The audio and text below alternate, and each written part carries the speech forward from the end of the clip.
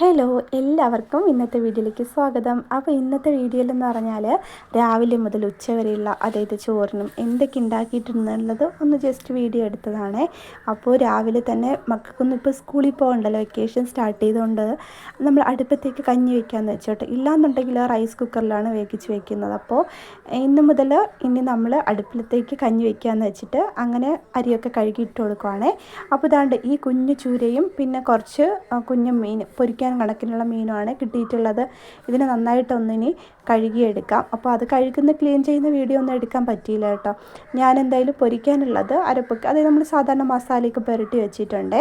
മുളക് പൊടിയും മഞ്ഞൾപ്പൊടിയും പിന്നെ കുറച്ച് മല്ലിപ്പൊടിയും ഉപ്പ് ഇത്രയും മാത്രം ചേർത്തിട്ട് സിമ്പിളായിട്ടുള്ള ഫ്രൈ ആണ്. അപ്പോൾ എണ്ണയിലേക്ക് ഞാൻ കുറച്ച് കറിവേപ്പിൻ്റെ ഇല ഇട്ട് കൊടുത്തു. അതൊന്ന് മൂത്ത് വരുന്ന സമയത്ത് നമ്മൾ മസാലയൊക്കെ തേച്ച് വെച്ചിട്ടുള്ള മീൻ ഫ്രൈ ചെയ്യാനായിട്ട് ഇട്ട് കൊടുക്കുവാണ്. അപ്പോൾ നമ്മൾ സാധാരണ ഡെയിലി എല്ലാ വീട്ടിലും ഇതൊക്കെ തന്നെയാണ് ചെയ്യുന്നത്. എന്നാലും ഞാൻ വീഡിയോ എടുത്തന്നേ ഉള്ളൂ കേട്ടോ. പിന്നെ ഇതിലിപ്പോൾ മസാലയായിട്ട് നമ്മൾ വീട്ടിലെത്തിക്ക് തന്നെയാണല്ലോ, നമ്മൾ തന്നെ കഴിക്കുന്നതുകൊണ്ട് കൂടുതലധികം മസാലകളൊന്നും ഞാനിതിൽ ചേർത്തിട്ടില്ല. സിമ്പിളായിട്ട് വറുത്തെടുക്കാമെന്ന് വെച്ചു. അപ്പോൾ അത് അവിടെ ഇരുന്ന് വേക്കുന്ന സമയത്ത് നമുക്ക് അടുപ്പത്ത് കഞ്ഞി തിളയ്ക്കുന്നുണ്ട്. കറി വയ്ക്കാനുള്ള മീനിൻ്റെ അരപ്പും കൂടി റെഡിയാക്കി എടുക്കാവേ. ഞാൻ ഈ വീഡിയോസൊക്കെ ഷോർട്ട് വീഡിയോ ആയിട്ട് ഇട്ടിട്ടുണ്ടായിരുന്നു, മീൻ കറി വയ്ക്കാൻ വേണ്ടിയിട്ടുള്ള അരപ്പും അതായത് മീൻ കറി വയ്ക്കുന്ന രീതിയൊക്കെ. അപ്പോൾ ഇന്ന് മഞ്ഞൾപ്പൊടിയും കുറച്ച് മുളക് പൊടിയും ഒരു 2 ടീസ്പൂണോളം മല്ലിപ്പൊടിയും പിന്നെ 2 ചെറിയ ഉള്ളി ഉണ്ടല്ലോ അത് മാത്രമാണ്, ഉലുവയെ വേറൊന്നും ഇട്ട് കൊടുക്കുന്നില്ലേ. ഇത്രയും ചേർത്തിട്ടാണ് അരച്ചിട്ട് കറി വയ്ക്കാനായിട്ട് പോകുന്നത്. അപ്പോൾ അതിലേക്ക് ഇടാനായിട്ട് ഞാൻ ഒരു പച്ചമുളക്, ഒരു തക്കാളി, കുഞ്ഞു തക്കാളിയാണ്, അത് മാത്രമാണ് എടുത്തിട്ടുള്ളത്.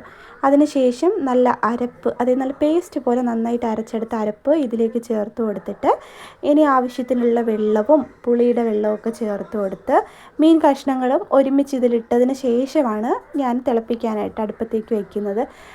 അല്ലാന്നുണ്ടെങ്കിൽ നമുക്ക് അരപ്പ് തിളച്ച് വരുന്ന സമയത്ത് വേണമെന്നുണ്ടെങ്കിൽ മീൻ കഷ്ണങ്ങൾ ഇട്ട് കൊടുക്കാം. നമുക്ക് ഒരുപാട് രീതിയിൽ മീൻ വയ്ക്കാമല്ലോ. അപ്പോൾ ഇന്ന് ഞാൻ എളുപ്പത്തിന് വേണ്ടിയിട്ട് എല്ലാം കൂടി ചെയ്യുന്നതേ ഉള്ളൂ.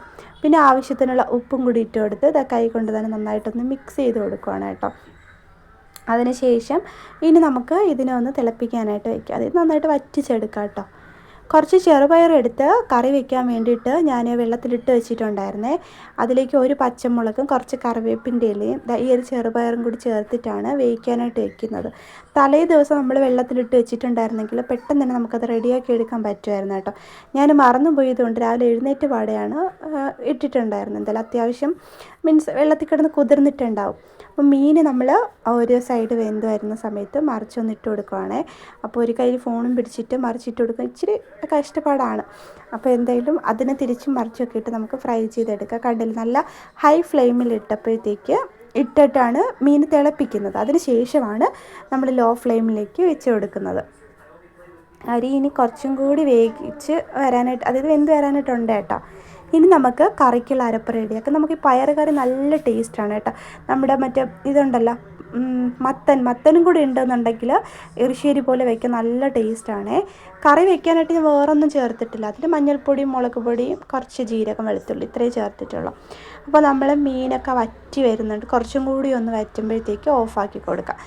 മീൻ പൊരിച്ച പാടെ തന്നെ ഞാനിവിടെ എന്ത് വെച്ചാലും ഇതുപോലെ വെച്ച് കഴിയുമ്പോഴത്തേക്ക് കുറച്ച് അതായത് കുറച്ചല്ല, ഉടനെ തന്നെ വേറൊരു ബോട്ടിലോട്ട് അതായത് പാത്രത്തിലോട്ട് മാറ്റി വയ്ക്കും കേട്ടോ. അപ്പോൾ മീൻ ചാറൊക്കെ കുറുകി അത്യാവശ്യം നന്നായിട്ട് വന്നിട്ട് അതിലേക്ക് താളിച്ച് ഒഴിക്കാനായിട്ട് ഓയിലേക്ക് ചെറുള്ളിയും കടുകും കറിവേപ്പിലയും മാത്രം ചേർത്ത് കൊടുക്കുക. വറ്റൽമുളക് ഉണ്ടെങ്കിൽ അതും കൂടി ചേർത്ത് കൊടുക്കുക. എൻ്റെ ഉണ്ട്, പക്ഷേ ഞാൻ ചേർത്ത് കൊടുത്തില്ല കേട്ടോ. ഇനി നമുക്ക് മാങ്ങ അച്ചാറൊന്ന് റെഡിയാക്കി എടുക്കാവേ.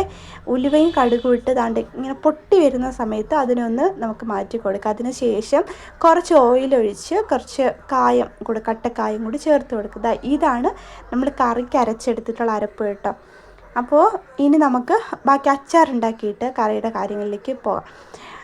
എങ്ങനെയൊക്കെ നോക്കിയിട്ടും സത്യം പറഞ്ഞാൽ ആ കായം വലിയ കഷ്ണങ്ങൾ പൊട്ടി വരുന്നില്ലേ. എന്നാലും മൂത്ത് വന്നപ്പോഴത്തേക്ക് ഞാൻ എടുത്ത് മാറ്റിയിട്ടുണ്ട്. ഇനി അത് പൊടിച്ചെടുക്കാം. ഇത്രയും ഐറ്റംസ് ഞാൻ അച്ചാർ ഉണ്ടാക്കാനായിട്ട് എടുക്കുന്നുണ്ട്. ഇത് ഒത്തിരി നാളത്തേക്ക് വേണ്ടിയിട്ടല്ല, ഇൻസ്റ്റൻ്റായിട്ട് ഉണ്ടാക്കി എടുക്കുന്നതാണ്. അപ്പോൾ ഇത് കായം വറുത്തെടുത്ത ഓയിലിലേക്ക് തന്നെ കുറച്ചധികം ഓയിലും കൂടെ ഒഴിച്ചു കൊടുക്കും. വെളിച്ചെണ്ണയാണ് കേട്ടോ. അതിലേക്ക് കടുകും കറിവേപ്പിലയും പച്ചമുളകും വെളുത്തുള്ളി ഇത്രയും ചേർത്തോട്ട് നന്നായിട്ട് മൂപ്പിച്ചെടുത്തതിന് ശേഷം നമുക്ക് കടുകും ഉലുവയും ആ കായം കൂടി ഒന്ന് പൊടിച്ചെടുത്തിട്ടുണ്ട്. അതും കൂടി നമുക്കിതിലേക്ക് ചേർത്ത് കൊടുക്കാം. ആ കായം ചെറിയൊരു കഷ്ണമായിട്ട് തന്നെ കിടക്കുന്നുണ്ട് കേട്ടോ, അത് പൊട്ടിയിട്ടില്ല. ഇനി മുളക് പൊടി, മഞ്ഞൾപ്പൊടി, ഉപ്പ് ഇത്രയും മാത്രമാണ് ചേർത്ത് കൊടുക്കുന്നത്.